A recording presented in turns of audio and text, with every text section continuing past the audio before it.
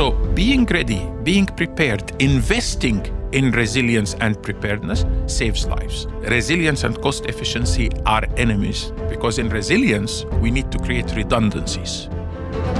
Weerbaar en veerkrachtig. Nederland moet daar veel harder aan trekken, nu niet alleen de geopolitieke situatie onrustig is, er meer hybride en militaire dreiging is, maar er ook toegenomen risico's zijn op het gebied van klimaat, energie en digitalisering.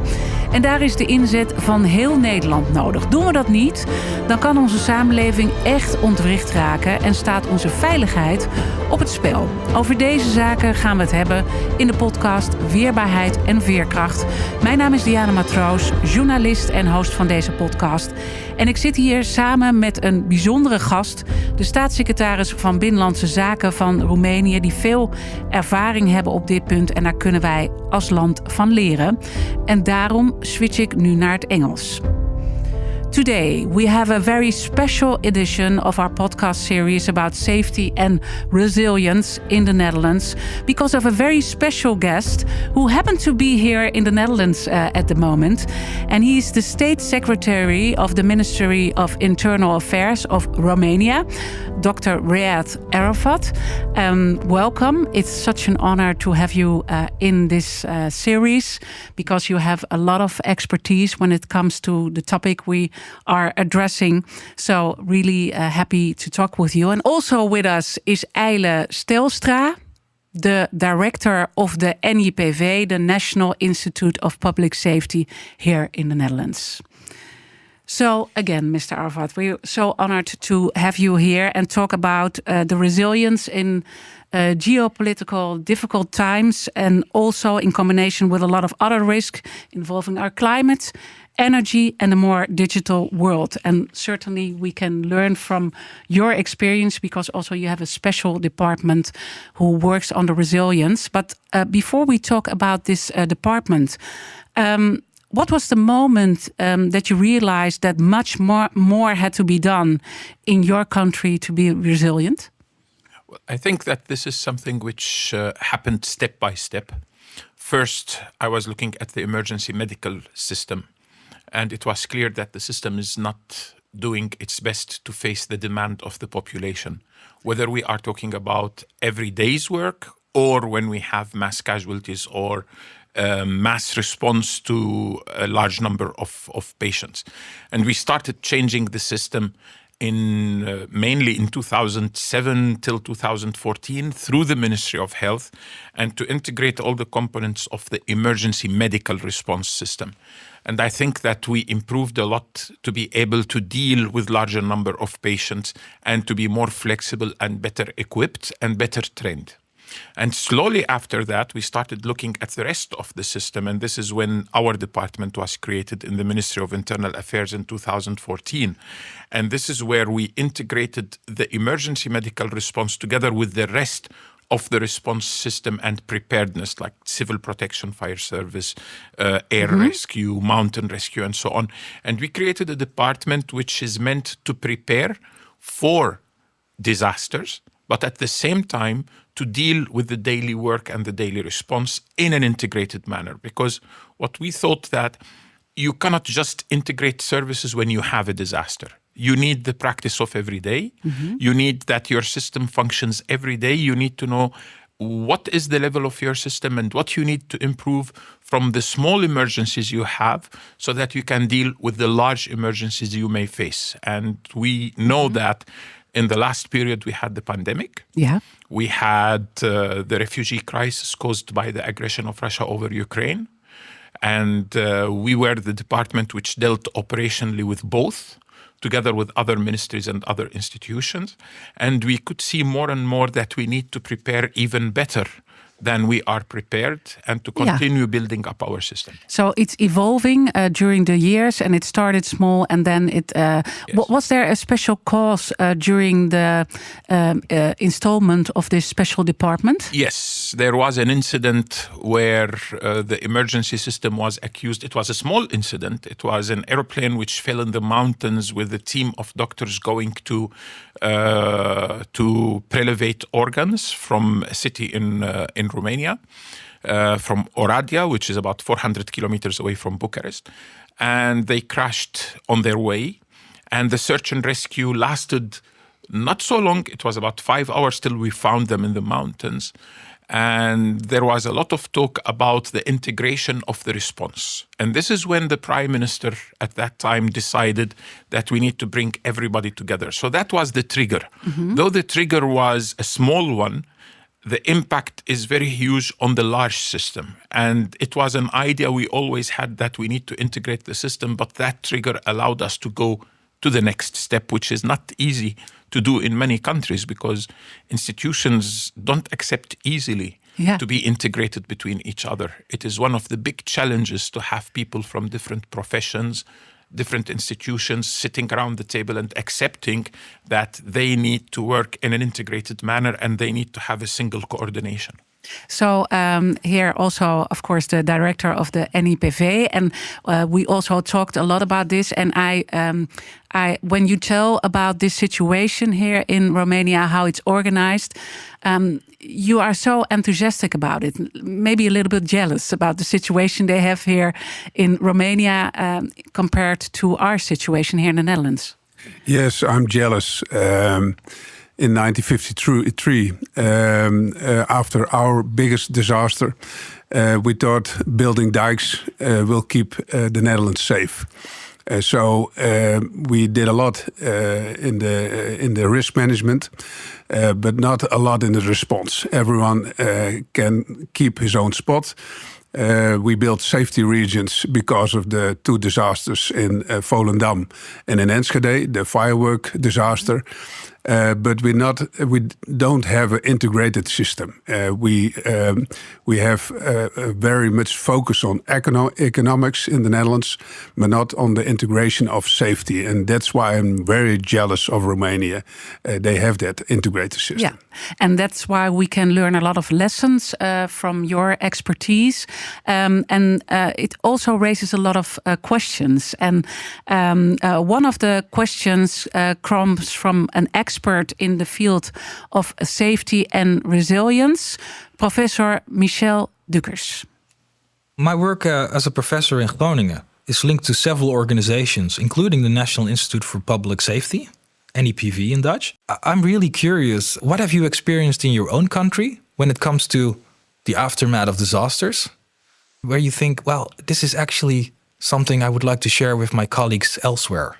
In the Netherlands, we are currently not as good as we need to be in dealing with the inevitable chain of problems occurring in the aftermath of disasters and crises.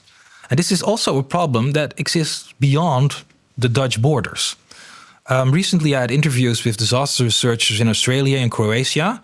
What was very typical is that we identified similar problems, that it's very difficult to make a logical connection between the acute crisis structure with its clear focus and the challenges beyond there that are typically on the plate of local or national governments, service providers, in societies, in communities affected, in identifying needs of affected populations, engaging with them, addressing their worries. So this is an international challenge. I'm really curious, what have you experienced in your own country when it comes to the aftermath of disasters, where you think, well, this is actually something I would like to share with my colleagues elsewhere? Yeah, I think a great question from the professor. It is a great question, and we can talk a lot about it, but I will try to synthesize. I will take 2 situations. The most recent one, which is a short situation, which is floods that hit us on the 13th of September in a region, in a county. We had 7 losses, 7 people lost their life. We could alert them very fast using the cell broadcasting system, which, by the way, we got inspired about it also from the Netherlands. We were the 4th country in the EU, but the Netherlands was one of the first 3. So that you can see that exchange is on both ways from our point of view. So in that disaster, one thing is the immediate response, the rescue, the evacuation and so on. But the other thing is dealing with the aftermath. And what we could see in this disaster, which hit about 23 communities, is that people need support. even if you would say each community has to do its work in recovery, they won't be able to do it. We were talking about rural communities, a lot of elderly, disabled people, people who cannot do the work themselves. So we had to mobilize over 1,000 firefighters together with 200 military, together with the gendarme, to work together, about 1,400 people for over 1 month to bring back those communities to a better condition, not necessarily how they were before, but to a condition which allows them to continue rebuilding up their communities. So what we are learning from this is that the response is not just the immediate response. The response is also continuing after the immediate event happens, and it needs to continue for a while until the community can go back and becomes independent again. So this is why you need to prepare, you need to equip yourself, and what we can share with everyone, when we wanted to get heavy machinery like excavators, trucks and so on, everybody was thinking that we will make 2 phone calls and we will have immediately cars coming from companies and so on to work with us. It doesn't happen like this. Our luck was that in the last 4 years or 5 years, we equipped ourselves for such scenarios. So the civil protection had its own cranes, it had its own trucks, it had its own excavators, which we mobilized there. And then we searched for extra forces. And it was good if we could find extra forces. We could find some extra equipment. But the baseline of response is in our ownership.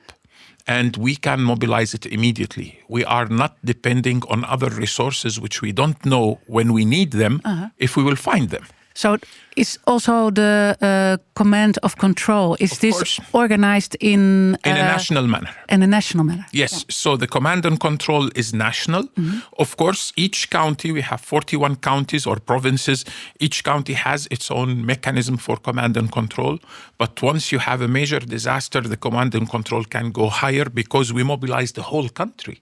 The 1,000 firefighters were changed every week. And they were coming from all the 40 counties.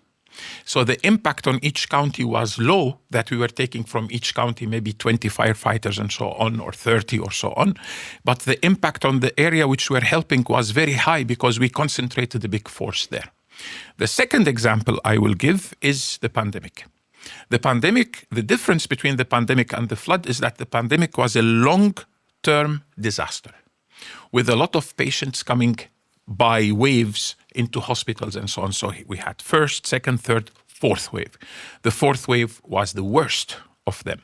What we could learn is that after such a disaster, the systems recover very slowly and they remain with, with the impact of the disaster on them. So the health sector first needs to learn from what happened. And I'm sorry to say, I keep using a paradigm which I say, the acute post-disaster amnesia syndrome. This is what we faced after the pandemic, is that once people saw the pandemic going down, they didn't go further to say, wait, let's learn from what happened. We didn't have a capacity. We didn't have sufficient intensive care beds. We didn't have stockpiles. We didn't have many things. So let us build this now for the next situation. Rather, many of the people, they would say, okay, it passed. It was fine. We survived. So now business as usual. Business as usual cannot happen after such disasters. Yeah. That was a major disaster which had an economical impact. It had a social impact. It had an impact on certain systems, especially the health sector. And we need to identify the lessons and sort out the solutions and implement them before a next situation hits us again. Yeah. And again, we will find ourselves unprepared, but then we will have no excuse. So the aftermath of the crisis in both cases is very important, yes. like you addressed. And will this also save more lives of in course. the end? Yeah. If we learn from what we face, and the sad thing is that more and more we are going to face things we are not used to. In Romania, if I want to take it as an example, this year and the end of last year, we've seen some storms at the seaside we never saw something like this before. And it's like the situation in Spain. Exactly, like Valencia. In 8 hours, you had rain as much as in 1 year. Such situations will become more frequent, and we know this. We know that we are going to face more and more extreme weather challenges. Then we have the geopolitical issues, which we need to prepare for. We cannot ignore, for Romania, for example, we cannot ignore that there is a war on our borders and that we need to be ready for any scenario. Even if it is a least probable scenario, we still need to be ready. So being ready, being prepared, investing in resilience and preparedness saves lives. So this is where we come into a small conflict with the economical specialists. They talk about cost efficiency. We talk about resilience. Resilience and cost efficiency are enemies. They don't like each other. Because in resilience, we need to create redundancies. We need to invest, even if we know that there is a small chance we will use this equipment, we will use what we are investing in, we need to invest. Because otherwise, when something happens, we will be not ready. So this is the difference. And I always say it's like when you insure your vehicle. You pay the insurance, you pay full casco insurance, and you hope you don't have an accident. At the end of the year, you don't recover the money you paid for the insurance. That was an investment in your safety, and you hope that you will stay safe. But the investment is something you think it's worth, because if something happens, you will be covered. And this is resilience. You invest in resilience, you prepare yourself, and at the end, you hope for the best, and you hope that you just look at what you bought, you just use the money to be better prepared, and you don't use it. This is what happens. So a lot of lessons for the Netherlands again, because if we see the Netherlands, we are the efficiency thinkers. Yes, economic is number one. And I think the economics and the safety has to re-evaluate their relation. They have to fall in love again with each other, because they need each other. And I think it's not only on the scale of the Netherlands. I think it's on a European scale. We have to join all the European initiatives, and it costs money. So we have to invest, but that's at the end of the day, it's good for the aftermath, it's good for the society, and it's good for the economics. So I think, If you may allow me, I want to add to what IJle said. The European level. We just saw the Niinisto report, which is the former Finnish president report, which he led in the last period, and it was published. And the Niinisto report talks about resilience and about a prepared Europe. And there are 9 points which it's looking at, and it's coming with recommendations to be better prepared.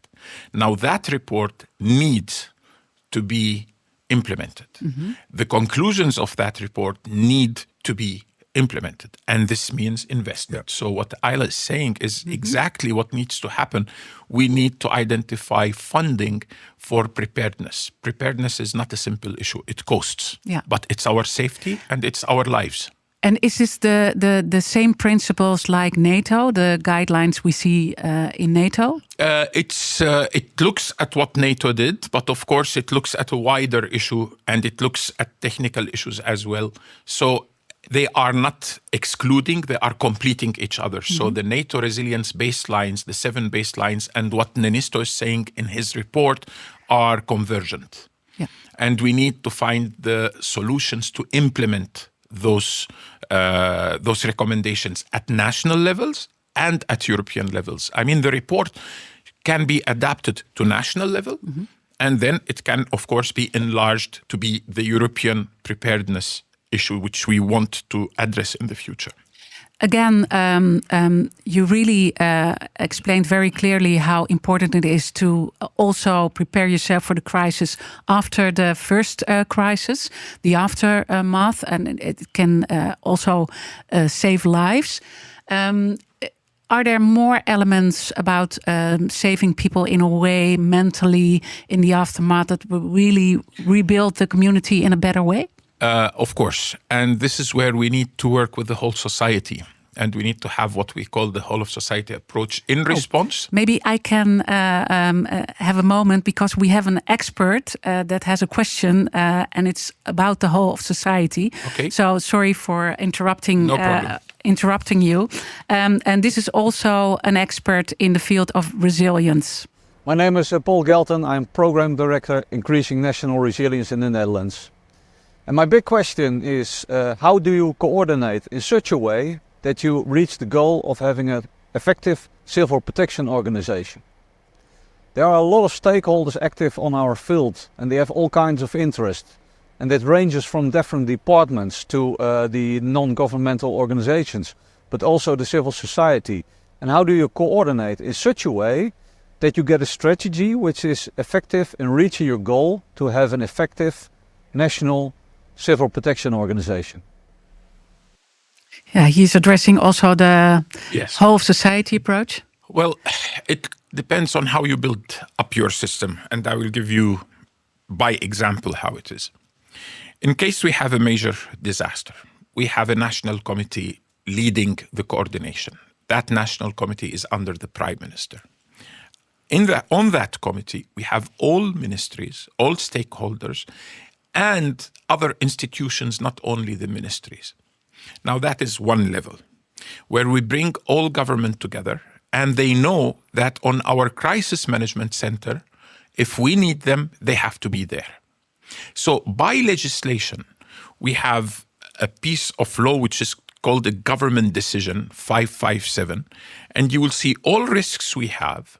And for each risk, who owns the risk from prevention point of view and so on, who owns the response, which mainly it would be our department, and then who are the agencies from the government who have to support in case we request their support. So you will have Ministry of Defense, you will have other entities from Ministry of Interior, Police, Gendarmerie, you will have maybe the Agency for Veterinary and Food, for veterinary medicine and food, which we can call them in certain situations, Public Health Institute and so on. They are all in that legislation. So from the beginning at the governmental level, this is organized legislatively. Then, of course, we work together, we meet together, we talk together. We have a platform for disaster risk reduction, which includes academia, it includes the civil society, it includes several institutions which work together. Then we go at a lower level. Our department has agreements with NGOs and with the civil society. So the big NGOs in Romania, over 30, we have agreements with them on how they will support us and how we will work together during a disaster. Now, when the refugee crisis appeared on the first days of the Russian attack on Ukraine, the immediate response, the immediate hours, it was local. But luckily, we were prepared and we had our sheltering equipment both in case we have internally displaced because of floods. But the same equipment could be used for the refugee crisis. So this is when you prepare yourself for a risk, but that preparedness serves you for other risks as well. So what we did, we mobilized all what we had, part of what we had, and we created 13 transition centers on the borders, on the 600-kilometer borders with Ukraine. We mobilized people from the civil protection, from the fire department, 800 people nearly, to all these centers. We joined efforts with the local authorities and with the NGOs and with the volunteers. And also we joined efforts with international organizations which came into Romania, and we told them, okay, you work with us like UNHCR, IOM, and so on. So if you looked at our crisis management center at that time, you could see many governmental agencies in the center, but you could see also representative of the Red Cross, representative of other NGOs, representative of UN agencies which are working in Romania on the refugee crisis. And we were all in the same place, taking decisions together, working together. So it is all done by practice, by legislation, by procedures, and by exercising together. So one of the major things we do to teach people how to work together is exercising, and during exercises bringing everyone at the same table. And also, is the commercial sector also involved in this? Yes. We involve the commercial sector. They help us. For example, during the pandemic and during the refugee crisis, the commercial sector supported us and helped us a lot in supporting the refugees. Mm-hmm. And of course, there are other types of crises when you have critical infrastructure involved, which is owned by the commercial sector. So they become part of our response and they are part of our preparedness. So in the energy sector, which is mainly owned by the commercial sector, they have to be part of the management. They have to sit with us on the table and discuss with us. We have to look at what they are doing, if they are preparing in the right way. Yeah. We advise them on cybersecurity issues. We advise them on how to be ready. And we need to share information with them. Yeah. So the commercial sector, especially when we go to the critical infrastructure, is part of the response system and the preparedness system. And also it's part of the resilience. Also the food storage or the transport. If we take the 7 baselines of NATO, each baseline cannot be treated alone. They are interdependent. You cannot treat energy alone.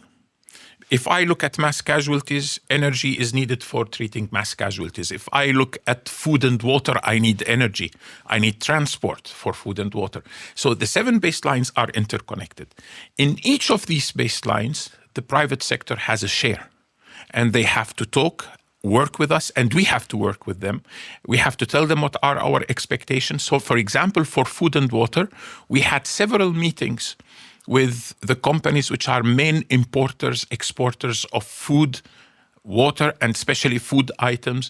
And of course, we have our own stockpiles, the state reserves, which we have non-perishable food, and we have water reserves to be able to distribute to the population in case of crisis. So these are issues that cannot be done without working with the private sector, the non-profit sector, the NGOs, and of course the other sectors of the government. Yeah. And the best example was the refugee response, which we identify it as a full whole of society, whole of government approach. At the national level, the operational coordination was under the Department for Emergency Situations.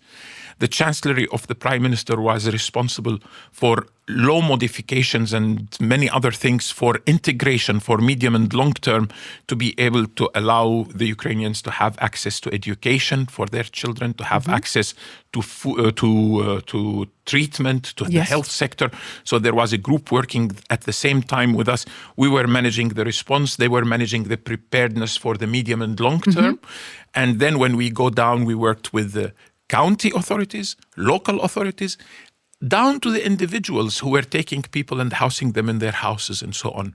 And the government supported them with paying for food and so on. Wow. So that was the way Romania responded as a whole of society, whole of government at that time. Yeah, so I'm from the Netherlands too, and I'm so jealous when I hear this story. So IJle, we have to go a long way to get this organized in the same way they do in Romania. Yes, the nice thing in the Netherlands is we already have the plans. The policy is already there, but to operate the plans and the policy, that's our biggest goal. Raed mentioned the Finnish, the Finnish report. I was in Finland some time ago, and they called the 7 baseline requirements the diamond, a diamond model. And I think what we have to start in the Netherlands, with what I call a national security board, where the private sector, the public sector, the NGOs, and the knowledge institutes are just at the command and control side. All in place. So we start at the national level already with the private sector. And then we have strong local communities, and then you have connect the strong local communities with the national security boards, I call it. Yeah. So I think that's the next step for us to make with thanks to the report of the Finnish and the lesson we learned from Romania. Yeah, and I know, IJle, that you are very enthusiastic about it, as well as the NIPV, of course. You're the director of NIPV. But for other people maybe hesitating, organizations maybe hesitating in the Netherlands, can you address them that you are very sure that we create a benefit from it? Because a lot of times people stay in their own way of thinking and thinking that the traditional way is the way to handle it. What disasters taught us is that, and what emergency response taught us as well, is that no one can do it alone. No one. Look at a simple car accident. You need the medical, you need the fire, you need, of course, the police, you need people to know how to do extrication. You may need the helicopter, then you need pilots, you need people who are working on the helicopter and so on. So it's a lot of resources to save 1 or 2 lives. Now enlarge this image to major disasters. We have countries that cannot do it alone. So what about organizations? I mean, if a country at a certain moment requests support from the European Civil Protection Mechanism and says, we need help, and all Europe jumps to help, it means that that country is overwhelmed. So the principle for disaster management, for emergency response, is integration and working together. Mm-hmm. And especially when you are doing the same field, if you look how we are integrated in Romania, mainly we integrated all services that intersect their activities. Fire, which do medical in Romania, they do medical response. The ambulance, the emergency departments, the air rescue and aviation, the civil protection, they are all together because they can interact, they are interdependent, they are sometimes dependent on each other, not just interdependent, so they need to work together. So any organization which believes or thinks that they can do things alone, they will have the proof of practice that they cannot once they face the first major disaster. Yeah. And they will find themselves alone and unable to do what they need to do. Yeah, because it's also so unpredictable. Huh? Exactly. When you see the crisis and we have different crises coming together, and then in a way we don't know what to do. This is why I preferred to work in our department with the NGOs from the beginning, because we prefer to know what an NGO can offer before the disaster. We don't want surprises. We don't want someone coming, I'm coming to help, but I don't know what they can do. I don't know what is their training. I don't know if they will be of help or they will cause trouble, by not knowing what to do. So it is always better to build up those relations beforehand and to exercise together and to prepare together. And then when you will respond, you will know that you can have trust in them. You can give them tasks, through your coordination center, and you know that they can do it. And you were talking about the mental issues, the mental support. We have an organization we work with, which is mainly formed by psychologists. And we already deployed them several times to certain places where we asked them to support us in managing the psychological support to the population. So we work on these levels, but we need to prepare before. Okay. This is a very interesting point. We talk about a lot, but the population is very important also to be involved. Also prepared for a crisis. Is there some advice you can give us on this topic? First of all, the population needs to understand one thing from the beginning. It's part of the solution, it's not the problem, and it's not part of the problem. So who is the first responder? It's your neighbor. If you have a major disaster, you cannot expect that the government entities will be there in the first 5 minutes, like when you have a heart attack and you are one patient calling 112 and you will have an ambulance arriving.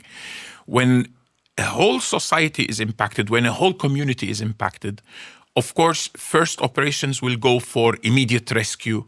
If there are fires and so on, like in Romania, we have an earthquake area.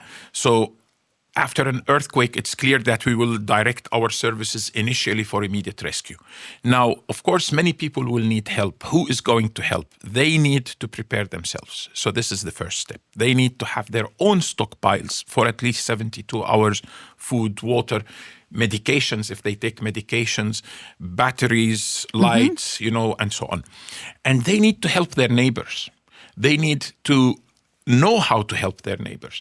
So involving the community and the individual by even training them in the schools and so on would be the best solution for any country. Then you will have an army of people helping each other instead of crying, who can help me? And of course, you will do your job as a government going to help them and support them. But the community needs to know that they are the first line of intervention. Yeah. The second thing is talking to the community regarding the exposure to fake news and manipulation. We've seen the impact of such things on social media, sometimes even on mainstream media, spreading fake news, spreading fake information when a disaster is happening. And the most important is to explain to the population that when a disaster is happening, the best source of information remains the government institutions, which will advise you and they want to sort out the problem. You can criticize, you can talk about this later, but during the disaster, you have to work with the authorities and not with those who are trying to make you distrust the authorities and present the things in a, let's say, disturbed manner. Yeah. So it's very important. This is for societal resilience, that our population is trained on how to find the information, how to appraise information, and how to analyze an information and say, this seems incorrect. Yeah. I want to verify it further. Yeah. And this, in some countries, they do it in the schools with children from the beginning of the school. They start teaching them on how to doing it. And I think that we need to look at this. Yeah. The Nordic countries, they have such a thing. Yeah. And I think that this is very important. This is a medium and long-term preparedness of the society to become resilient against manipulation and fake news. So this is the second thing we would advise on. And then develop volunteering as much as you can. The more you have volunteers, it means that the community is with you. And they are part of the of your teams. Yeah. And I think that this is something else that we need to work a lot on in the future. Wow, these are such inspiring insights, IJle. And we could talk for hours because you have so much expertise, but we have to come to an end of this conversation. Maybe one question. What's the most difficult part for you, because you have such great expertise and we can learn from the Netherlands a lot, but still, what is the case that you are hesitating about? Or it's not hesitating. Maybe the most difficult thing is transforming your vision and your, I wouldn't say dreams, but to transform your vision into reality. Because you need for this investments. We had luck. We had luck in Romania that at a certain moment, a certain prime minister gave us a huge amount of money and he said, okay, bring up your system to a higher level, because we were really unprepared. And that was just in 2017. It was not since a long time. And this, in fact, saved a lot of lives during the pandemic, during a lot of emergencies we had. So one of the biggest challenges is matching the vision and where you want to go with the implementation and with the funding. There is a say I keep on repeating, vision and dreams without funding, they are equal to hallucination. Yeah, so it's a great way to address it. Yeah. So you are just, if you have a vision and you write plans on your paper, but there is no funding for them, you will go nowhere with this. You will just be writing certain ideas. So this is the biggest challenge. We successfully had progress on this in Romania.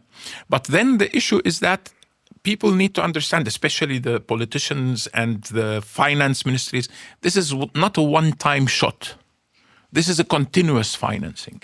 You need to have predictability in developing your emergency preparedness and response systems. You need predictability in developing resilience. Resilience is not something you say, okay, now we are not resilient. After 1 month, okay, we are resilient. It doesn't work like this. Resilience is a continuity and a continuous process, which needs continuous funding and investment in it by the private sector. For example, the private sector needs to understand they need to invest in their resilience so that they can provide and have their own profits even during a crisis. If you don't invest in your resilience as then the you have a private problem. sector, then you have a problem. You will not be compatible with a disaster, and you will not be making money. Maybe you will be losing money there. Yeah. So these are issues which are the biggest challenges for us in the future. Yeah.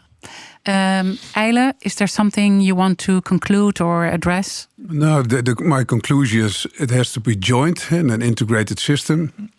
We have to do something on a national level with private and public. We have to do it not only on a national scale, but on a European scale. And the conclusion is we are making steps in the Netherlands. We are building a platform who will look after which capabilities we need in the coming years. So I'm glad with that initiative. But we have to make a lot of steps on this vision, to make a vision and to make our dreams too for the whole of society and a safe society. Yeah. So. And Romania will help us. Romania, Finland, Norway. I can tell you, we are part of a big group, and we work together. Yeah. As I told you, we learned from you on the cell broadcast alert system, and you will see things that maybe are useful for you with us, but it is a bilateral highway. We learn from each other, we help each other. This is the idea. We wrote a memorandum. We signed a memorandum of understanding with Romania already, and as Netherlands, we want to join an European Atlantic Center of Excellence for Resilience for exchange our knowledge. So, Great.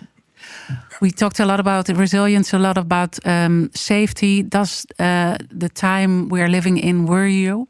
Yes. As a person, yeah? Yes, it would be crazy to say no. Yeah. With all the challenges coming from various risks, whether we are talking geopolitical, we are talking climate change, we are talking about the technological AI, which we need to look at it on how it will evolve. So it's a time of a lot of challenges, a lot of opportunities at the same time. But it is worrying because we see around us that we are more and more challenged by things we are not used to, and we need to anticipate. So anticipation becomes a big issue. Look what are the no-regret measures, implement them. Look at what are the no-regret assets we need to own. Let's prepare ourselves better, and then wait and adapt to how things are evolving. And of course, try to prevent that what we are facing now becomes worse regarding climate change and regarding the challenges we are facing. And where's the hope in the whole story? There's always hope. If we are optimistic and we work together, the hope is that we will find the proper solutions in the proper time. But this all depends on talking together, working together, not at the level of a country, but at the level of a region and at the level of the whole world. I think this is the only hope we have for the future. Thank you so much for the very inspiring insights, Mr. Arafat. It was so great talking to you. Also, IJle Stelstra, of course. But we learn a lot here in the Netherlands. So thank you again. We were so honored to have you here. Thank you for having me. Thank you very much. Dit was het voor deze aflevering. Maar luister zeker nog naar de andere afleveringen in deze reeks. Ook weer met toonaangevende gasten.